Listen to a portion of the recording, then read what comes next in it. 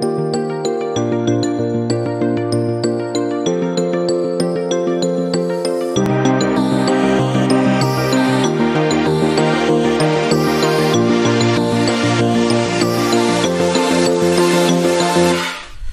sont deux mots qui, mis côte à côte, sont contradictoires de la vie de certaines personnes. Deux mots qui, associés, suscitent énormément de questions et aussi de débats. La foi et la raison. Chers amis de IQMTV Live, bienvenue à votre émission. Suivant notre série sur la foi, aujourd'hui nous nous posons la question de la relation qu'il existe entre la foi et la raison. Et comme d'habitude sur ce plateau, nous avons avec nous le révérend Emmanuel Kemtoré. Bonsoir révérend. Bonsoir. Ainsi que la sœur Nadège. Bonsoir. Alors révérend, la foi et la raison, amis ou ennemis? Alors, il faut toujours pour une démarche de compréhension éviter des questions raccourcies ou des questions simples, parce qu'on dit, n'est-ce pas, que c'est les bonnes questions qui amènent les bonnes réponses. La foi et la raison, la question que vous posez est aussi ancienne, aussi vieille, depuis le 5e siècle par là, après Jésus, des penseurs comme Thomas d'Aquin, Saint Augustin, ont essayé d'opposer ces deux pôles, on dirait, pour essayer d'argumenter. C'est de la philosophie pure lorsqu'on évoque cette question concernant la relation ou l'opposition entre la foi et la raison. Ce soir, je ne voudrais pas faire un cours de philosophie, parce que le temps nous manque d'ailleurs. Je voudrais simplement répondre en me basant sur la parole de Dieu. Parce que vous savez, pour tout débat, il faut que nous ayons un code, il faut que nous ayons une base. Et notre base dans cette émission, c'est la parole de Dieu. Et comme d'habitude, j'aime commencer par des définitions. Et si vous n'appréhendez pas le sens des mots, vous pouvez aller dans toutes les directions lorsque vous voulez parler d'un sujet. Ceci étant, selon la parole de Dieu, qu'est-ce que c'est que la foi? Voilà. Il faut repartir à cette base-là. La notion foi même implique la notion de révélation, pas de raison. Voilà, déjà. Parce que la première phrase de la Bible, c'est au commencement, Dieu. C'est les 3 premiers mots de la Bible. La logique, si tu veux, la raison, aurait voulu qu'on commence d'abord à introduire Dieu, à expliquer Dieu, avant de dire ce qu'il a fait. Voilà. Donc c'est ce qui sous-tend même le fait de croire. Parce que si tu ne crois pas, ce n'est même pas possible de continuer la lecture. Ok. Dieu est révélé. C'est ce qui est à la base de tout ce qu'on appelle foi. Quand on parle de foi, on est dans une autre dimension. On n'est pas dans une dimension de démonstration, enfin d'explication. On est dans une dimension de démonstration. De toute façon, on peut laisser parler la parole de Dieu lorsque nous voulons définir la foi dans Hébreux au chapitre 11, à partir du verset 1, il est dit « Or, la foi, c'est une ferme assurance. » Comment est-ce qu'on peut démontrer une assurance? Souvent, une assurance qu'on a, ça s'apparente à une conviction interne. C'est une ferme assurance des choses qu'on espère. Donc, la foi est différente de l'espérance, déjà. Une démonstration. Et c'est le mot, charnier, le mot qui se met entre une démonstration de celle qu'on ne voit pas. Comment est-ce qu'on peut démontrer quelque chose qu'on ne voit pas? Voilà. Donc, ce sont autant de mots qui évoquent autre chose. Pour l'avoir possédé, des anciens ont obtenu témoignage favorable auprès de Dieu. Donc, lorsqu'on parle de la foi, il faut que nous sachions que nous sortons du cadre de tout ce qui est explication. Voilà. Et je n'ai pas besoin d'expliquer ma foi. J'ai besoin de démontrer ma foi. C'est deux dimensions différentes. Lorsque quelqu'un est dans la logique simple et la raison cartésienne, comme on dit, on n'opère pas dans les mêmes dimensions, dans les mêmes sphères. C'est comme si tu sais marcher et puis on te dit maintenant de voler. Et on se base sur le fait que comme tu marches, toi à ton âge là, tu sais pas marcher, vole. Donc si tu es dans une autre dimension et si tu arrives à voler, tu peux pas descendre dire à celui qui marche, qui n'a jamais volé, comment on vole. Il faut que tu l'aides à démontrer ou bien tu lui démontres comment tu voles. Bon, l'exemple n'est pas parfait, mais souvent l'achoppement, c'est d'essayer d'expliquer la foi par un raisonnement logique cartésien, et ça va être difficile. On est dans deux domaines différents. C'est ce que je veux dire à la base. Donc, en résumé, on pourrait dire que la foi, elle est irrationnelle et qu'on doit exclure la raison. Lorsqu'on parle d'irrationalité, ça limite le débat. Au fait, expliquer comme ça, c'est pas une tentative de fuir le débat. Je me sens bien à l'aise quand on me pose des questions pareilles, mais c'est pour simplement expliquer, par exemple, un autre exemple palpant, quelqu'un qui sait marcher ne sait pas forcément nager. Voilà. Le poisson nage dans l'eau, se sent à l'aise dans l'eau, mais si tu sors le poisson et tu lui dis d'expliquer comment on nage, je crois que le poisson se sentirait mieux à l'aise pour te démontrer si tu le remets dans l'eau que si tu veux qu'il t'explique.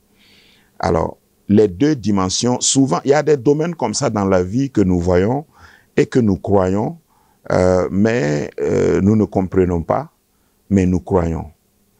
L'explication que Jésus a donnée, justement, des choses spirituelles, parce que la foi appartient à la sphère, au domaine, à la dimension spirituelle.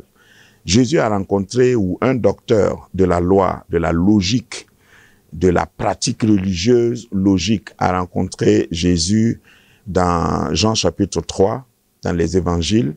Il s'appelait Nicodème. Et justement, il voulait faire un discours logique. Quand Jésus a parlé, par exemple, d'un thème qui est cher aux évangéliques, la nouvelle naissance. Et Nicodème a dit, mais comment est-ce que c'est possible? C'est pas logique, c'est pas cohérent, ce n'est pas explicable, etc. C'est moi qui paraphrase. Comment est-ce qu'un homme, quand il est vieux, il peut rentrer dans le sein maternel, naître encore? Et Jésus a dit, je te parle d'une autre dimension. C'est la dimension spirituelle. Les choses de l'esprit se jugent par l'esprit. Voilà. En lui disant simplement, le vent souffle où il veut, personne ne sait d'où il vient, ni où il va. Ainsi en est-il de l'esprit, des choses de l'esprit. Donc la foi, c'est mieux de la démontrer. Pour que moi je te prouve qu'il y a du vent dehors, il faut que tu vois souvent des feuilles bouger, des feuilles sur un arbre bouger, pour croire qu'il y a, enfin, pour te laisser persuader qu'effectivement il y a du vent. Donc, la foi se démontre, elle ne s'explique pas. Donc, il faut juste avoir la foi et ne pas chercher à comprendre. C'est comme si je vous demande pourquoi vous avez la foi. Je disais que j'évoluais, nous sommes à la définition. D'accord. Il faut comprendre que la foi a sa logique. La foi a sa raison. La foi a sa démarche qui est contraire. Parce que quand, dans les deux exemples que j'ai pris, sur l'aéronautique, par exemple, et la loi de la pesanteur, il faut que lorsqu'on te transfère dans la loi de l'aéronautique, que tu appliques des différentes lois, une loi différente que celle qui est sur la terre, la loi de la pesanteur. Ok. Si tu veux, le piéton, celui qui marche, l'homo sapiens, si tu veux, qui marche sur la terre, il obéit et respecte une certaine loi. Maintenant, quand tu lui dis de voler, il faut qu'il transfère, il se mette ou se soumette à une autre loi. Voilà. Donc, la loi de la foi ou la logique de la foi est différente de la logique et de la loi de la science, de la raison simple. Voilà. Donc, vous ne pouvez pas expliquer la foi avec la raison simple. Parce que si on va plus loin, l'évangile même, l'apôtre Paul dira par exemple dans Romains chapitre 1 que l'évangile, la prédication de la parole là n'est pas basée sur des démonstrations de logique, hein, de logique, mais c'est démonstration de puissance. Il dit aussi, je n'ai point honte de l'évangile, toujours l'apôtre Paul. J'ai pas honte de l'évangile parce qu'il y a des gens qui veulent, même jusqu'aujourd'hui, moi en tant que prédicateur, par exemple, venir avec des arguments pour peut-être essayer de te mettre la honte parce que pourquoi il faut m'expliquer ça scientifiquement. Non, j'ai pas honte de l'évangile parce que c'est la puissance de Dieu pour le salut de quiconque croit. Celui qui ne croit pas, c'est pas une puissance pour lui. Voilà. Donc, pour pouvoir accéder à cette dimension et la vivre, puisque j'ai parlé plusieurs fois de démonstration, pour pouvoir accéder à cette démonstration, pour s'en convaincre, il faut à la base croire. D'accord. Et croire est, je vais ajouter avant la prochaine question, croire est une démarche personnelle. C'est pas une démarche rationnelle où une personne va croire et puis t'expliquer et puis tu dis ah je comprends. Tant que tu n'as pas fait la démarche toi-même, ça va être compliqué. C'est des choses qu'on ne peut pas exactement comme j'ai dit. Celui qui n'a jamais nagé par exemple, tant qu'il est au bord de l'eau et tu lui expliques certaines choses, ça va être compliqué pour lui de saisir. C'est une fois qu'il est dans l'eau. C'est pourquoi celui qui veut prendre des cours de nage, il ne prend pas des cours de nage hors de l'eau. C'est ça. Il faut une démarche d'adhésion sur le plan personnel. Et je voudrais dire que l'homme est tripartite. Parce que expliquer comme ça, il y a des gens qui vont toujours être en train de... Il y a une partie de toi qui s'appelle âme. L'âme, c'est le siège des sentiments, le siège des émotions, ce qu'on sent. La foi n'est pas dans les sentiments.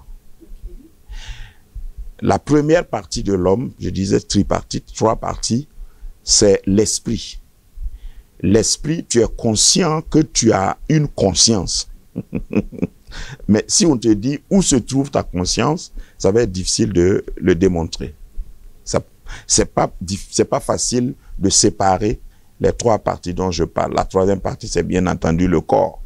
Le corps physique, c'est ce que nous voyons. Voilà. La foi agit au niveau de notre esprit. Le salut même dont on parle, c'est au niveau de notre esprit. Et lorsque l'esprit, c'est pourquoi dans le langage courant, on peut parler d'esprit fort en parlant d'un homme ou d'une femme.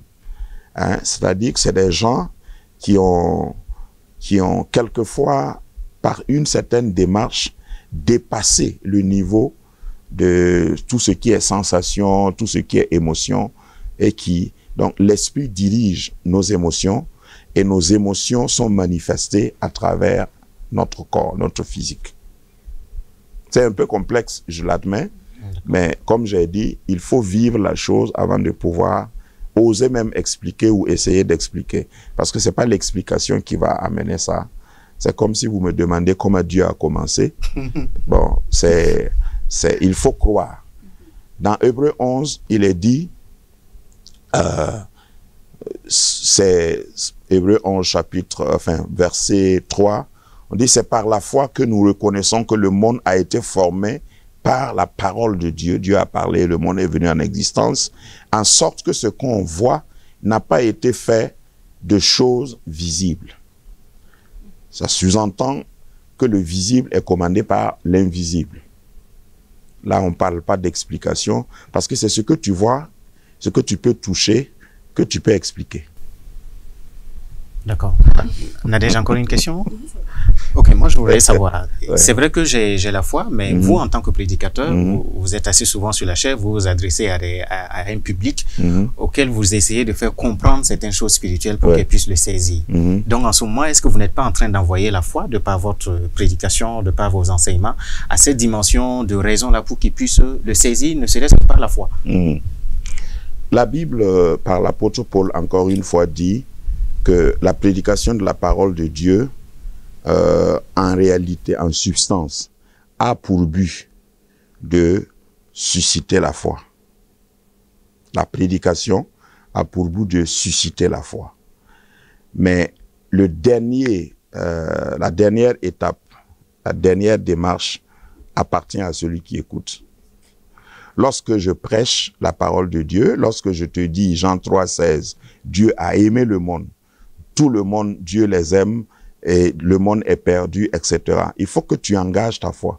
Si tu ne crois pas, même dans le miraculeux, quand on entre dans le domaine de la prière pour la guérison, etc., et dans nos assemblées, dans nos églises, on voit des gens qui sont, par exemple, condamnés par la logique, ce que vous appelez logique, là, la médecine, et qui ont des maladies incurables, et on prie, et on amène la personne à croire, et la personne est guérie.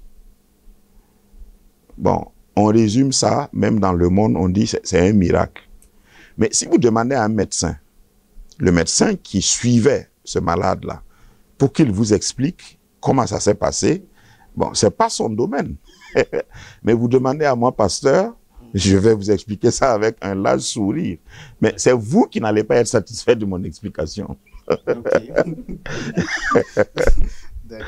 Voilà. Donc on pourrait dire que, pour paraphraser, la foi a sa raison, que la raison ignore. Ben, c'est vous qui déduisez. Mais je vais encore marteler, la foi a sa logique. Voilà. Et cette logique n'est compréhensible et appréhendée que par ceux qui ont et qui partagent cette foi. Voilà. Et ici, nous parlons de la foi chrétienne, si vous voulez utiliser seulement ce vocabulaire générique. Nous parlons de la foi biblique. Et lorsque nous croyons en Dieu et nous suivons la logique de la foi. Et quand je parle de logique de la foi, je parle d'un certain principe. Il y a des codes que la parole de Dieu nous révèle. Ça ne veut pas dire que la foi, c'est une démission de la raison et de la logique. Parce que dans un certain sens, pour pouvoir t'élever et vivre ta foi, il y a une démarche logique. C'est pourquoi je dis que la foi a sa logique. Effectivement. Voilà. Si par exemple Dieu dit, Monsieur Ouattara, dans notre milieu, on parle de prophétie. Okay. Voilà. Par exemple, un prophète dit, Ouattara, tu vivras longtemps. Dieu dit que tu vivras longtemps. Et puis tu dis Amen. Ça, c'est la prière. D'accord. Si tu sors et tu prends ta voiture, la logique de la foi veut que, comme tu as entendu cette prophétie-là, dès que tu t'installes dans ta voiture, comme Dieu a dit que je vais vivre longtemps, je vais mettre ma ceinture de sécurité. Alors que la logique de la raison dirait que, bon, je suis immunisé à l'heure actuelle, donc je peux foncer ça, c'est la logique je peux circuler à cercueil ouvert et puis à rien. Si Dieu dit, Ouattara, tu auras beaucoup d'enfants, tu seras un père heureux. Je sais que maintenant tu n'es pas marié. Okay. La logique de la foi veut que tu te maries, mon frère. Sinon, la promesse est claire. Mais si tu n'entres pas dans cette logique de la foi, okay, tu ne pourras pas expérimenter le miracle qui a été promis par Dieu. Donc, la foi a sa logique. Hein? Donc, croire en Dieu ne veut pas dire démissionner, être irresponsable, laisser tout entre les mains de Dieu. Par exemple, avant de venir ici, c'est pas Dieu qui m'a habillé, c'est pas Dieu qui m'a lavé, c'est pas...